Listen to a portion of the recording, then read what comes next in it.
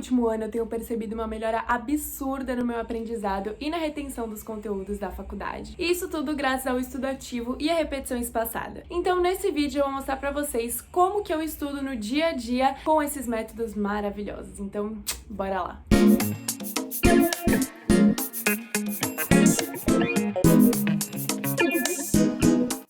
Como que vocês estão? Sejam bem-vindos a mais um novo vídeo aqui do canal. Hoje eu resolvi gravar um vídeo porque desde o primeiro vídeo que eu postei aqui no YouTube sobre estudo ativo e repetição espaçada, e se você ainda não assistiu, eu super recomendo que você clique aqui pra ver ele depois. Vocês sempre têm me perguntado como que eu aplico essa metodologia no meu dia a dia. Então, eu resolvi vir aqui e contar pra vocês no modo sincerona como que isso funciona, e aí depois vocês podem aplicar na sua rotina se vocês gostarem. Meu dia, ele depende muito de como eu acordo e também como que foi a minha noite de sono. Normalmente eu acordo, eu faço toda aquela minha rotina matinal e aproveita para comentar aqui se vocês querem ver como que é essa rotina. E logo depois dessa rotina matinal eu aproveitava para já revisar todos os cards que o Anki me mandava para aquele dia. Porém, no semestre passado eu estava hiper cansada, então eu acabava assim acordando minutos antes da aula e aí já via a primeira parte da aula, fazendo meu café da manhã, aquela loucura.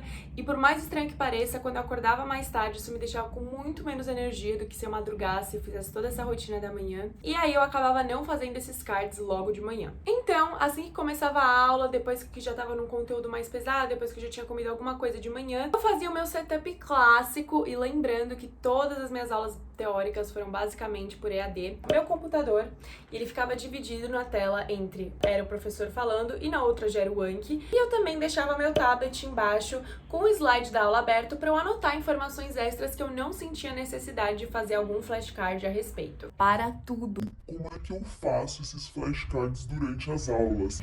Vocês sempre me perguntam isso e eu já resolvi embutir essa pergunta nesse vídeo aqui. Para eu contar para vocês como eu faço flashcards durante as aulas, eu meio que inventei uma tríade do flashcard durante a aula, que consiste basicamente em: se o professor enfatizou aquela informação, se aquela informação está no slide da aula, se aquela informação também ela é super necessária para que você construa uma linha de raciocínio sobre aquele assunto, você precisa fazer um flashcard sobre isso, e eu tenho certeza que vai te ajudar muito. Mas se você acabou lidando ali com alguma informação que ela não seja tão necessária para que você construa a sua linha de raciocínio, eu nem recomendo você fazer um flashcard sobre isso. Afinal, a gente tem que pensar que o nosso cérebro é como se fosse um celular ou um computador. Ele tem um espaço de memória, tem um espaço de armazenamento ali. Então a gente não pode ficar lotando o nosso cérebro de informações desnecessárias que só vão sobrecarregar a gente. Então por isso eu sempre deixo o tablet aberto com um slide, porque aí aquela informação que eu acho super legal, super interessante eu saber, mas também falo: nossa, eu não tô precisando disso aqui pra construir uma linha de raciocínio, vai ser meio inútil. eu vou lá, anoto no slide e sou feliz. Mas agora, voltando ali à minha rotina de estudos, eu contei pra vocês um pouquinho de como era aquele cenário de estudos no EAD. Porém, quando eu ia pra faculdade, o esquema era um pouquinho diferente. Meus companheiros fiéis de presencial eram um caderno, um lápis, o tablet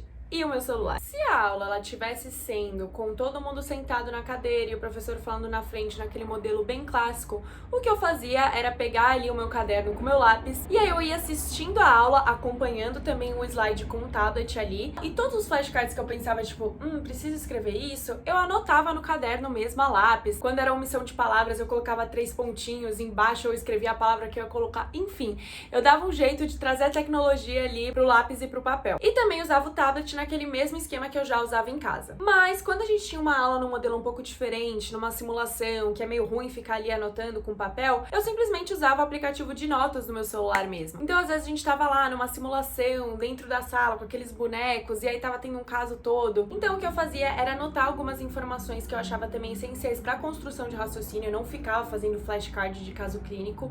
Eu simplesmente, tipo, nossa, o professor falou uma coisa aí nesse caso que eu ainda não sei, que eu ainda não memorizei. Então peraí, já anotava no meu notes, porque aí chegava em casa, era só passar tudo a limpo e eu já tava muito mais tranquila. Aí eu não precisava também carregar o trambolhão que é o computador. Mas eu admito pra vocês que quando a aula era presencial, eu sempre acordava mais motivada, conseguia acordar mais cedo pra já fazer todos esses flashcards, ou então eu estudava com os meus amigos na faculdade, era super gostoso, a gente interagia e jogava assim, com os flashcards era super legal. Mas eu vou contar pra vocês que era extremamente mais leve, mais fluido quando eu fazia ciclos de estudo, quando eu tava sozinha em casa no EAD. Então como que funcionava? Eu acordava, aí eu ia lá e revisava 50 flashcards que o Anki já mandava. Aí, hora do almoço, já revisava mais 50, que aí já misturava com os novos, que eu já criei ali no primeiro período, também com aqueles que o Anki já mandou revisar. Aí, depois das aulas da tarde, já fazia mais 50 flashcards. Aí, mais à noite, mais 50, e assim por diante. Então, quando eu ia dividindo em 50, 50, 100, 100, 25, 25, ou até mesmo em tempinhos de Pomodoro, ficava muito mais leve, muito mais simples. Isso também porque eu não precisava ficar encarando logo 300 flashcards já à noite, quando eu já estava esgotada, cansada, e só queria saber de dormir ou ficar relaxando, descansando. Então aí é uma super dica pra você também. Tá bom, Rafa, mas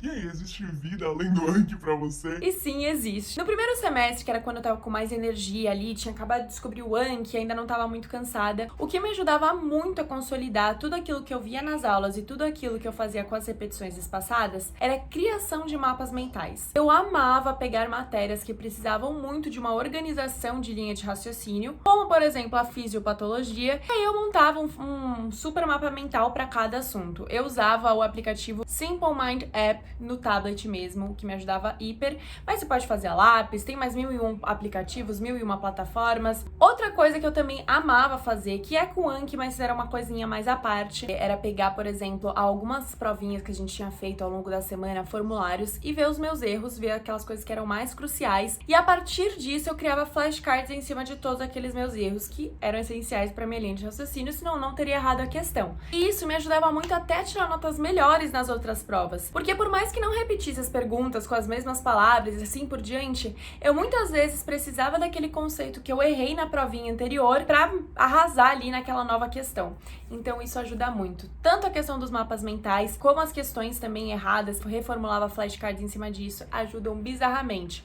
É uma coisa que eu não fiz no segundo semestre e até senti que caiu meu desempenho não ter feito tudo isso que eu acabei de comentar, essas informaçõezinhas extras. Bom, gente, é basicamente isso. Esse vídeo ficou realmente mais curtinho porque eu não queria tomar muito tempo de vocês pra falar algo tão simples que é como eu estudo no meu dia a dia. E até mesmo durante a produção desse vídeo, eu comecei a pensar, nossa, eu queria fazer um modo expectativa, né? Que essa foi a realidade, mas a expectativa, tipo, como eu gostaria de estudar todos os dias. A rotina de estudos ideal, top master na minha cabeça. Então, se você achou interessante, se você quiser saber como que seria essa rotina de estudos ideal, comenta aqui que eu vou amar produzir esse vídeo pra vocês também. Vai que eu consiga começar a aplicar isso na minha rotina, vai ser perfeito. E também vale lembrar que se vocês quiserem acompanhar um pouquinho mais da minha rotina de estudos, ou até mesmo saber mais algumas diquinhas de estudos, é só me acompanhar lá no Insta do canal, que é InnerRafa. Então é basicamente isso. Muito obrigada por ter assistido até agora. Eu espero de coração ter te ajudado também de alguma forma.